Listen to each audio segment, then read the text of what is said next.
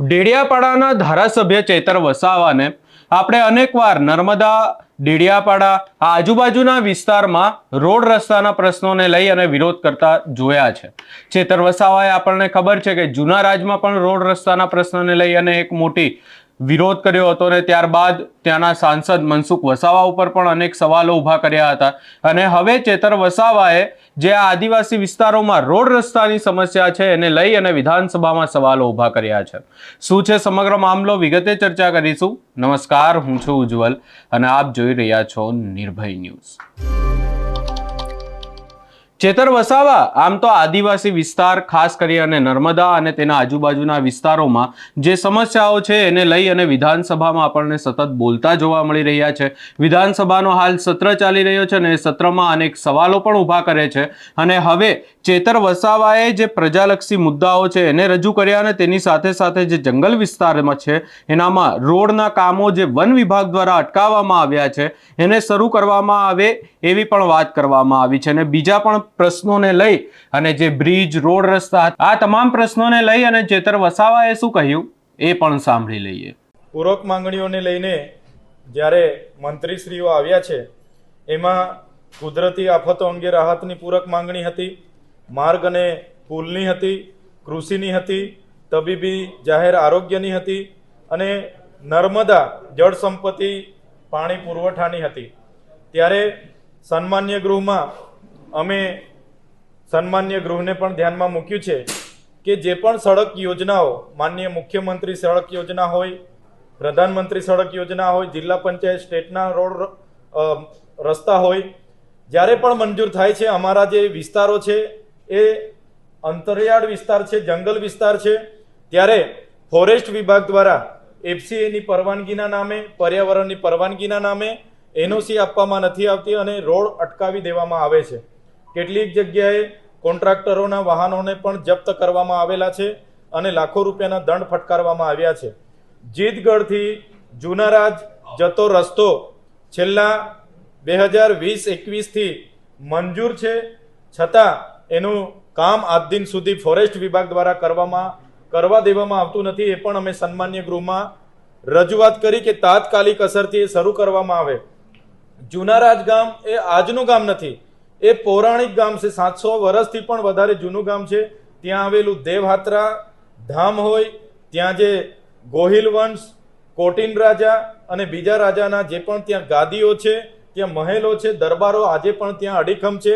1834માં બનેલું નીલકંઠેશ્વર મહાદેવનું મંદિર પણ ત્યાં આજે અડીખમ છે, સાક્ષાત છે.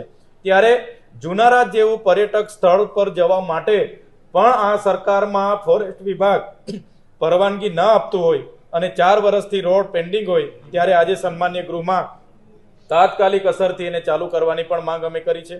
એ જ પ્રકારે જે બીજા પુલોના કામ અટકાવેલા છે, રોડના કામ અટકાવેલા છે, એ રિસરફેસિંગના કામો પણ ચાલુ કરવામાં આવે એ માંગ અમે કરી છે.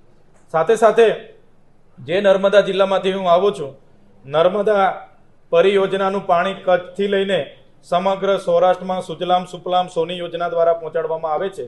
આજે સન્માન્ય ગૃહમાં અમે કીધું, એક બાજુ નર્મદા મૈયા છે, એક બાજુ તાપી મૈયા છે, ત્યારે નર્મદા જિલ્લા સમેત સમગ્ર આદિવાસી વિસ્તારોમાં પણ સિંચાઈનું પાણી મળે અને પીવાનું પાણી મળે એની પણ આજે રજૂઆત હતી. ઝરવાણી જે પાણી પુરવઠા યોજના છે, એ પાણી પુરવઠા યોજના છેલ્લા 4 વર્ષથી ચાલે છે. 90% રકમના ચૂકવણા પણ થયા છે. 54 ગામમાં પાણી પૂરી પાડવા માટેની યોજના છે, છતાં આજ દિન સુધી એ યોજના પૂર્ણ થઈ નથી. એને પણ સત્વરે પૂર્ણ કરવામાં આવે એ પણ અમે વાત કરી છે. કુદરતી આફતોમાં જે પણ આગજન્ય ઘટનાઓ ઘટે છે અને જેઓ પણ ઘર વખરી કે ઘર બળીને નાશ પામે છે એવા પરિવારોને પણ મુખ્યમંત્રી રાહત ફંડમાંથી સહાય ચૂકવવામાં આવે એની પણ માંગ કરી છે. આપ સૌ જાણો છો, જ્યારે કમોસમી વરસાદ અને માવઠું ગુજરાતમાં આવ્યું અને ગુજરાત સરકારે 11,000 કરોડની જાહેરાત કરી, ત્યારે એ સહાય ખેડૂતના ખાતામાં ડાયરેક્ટ જમા થઈ છે.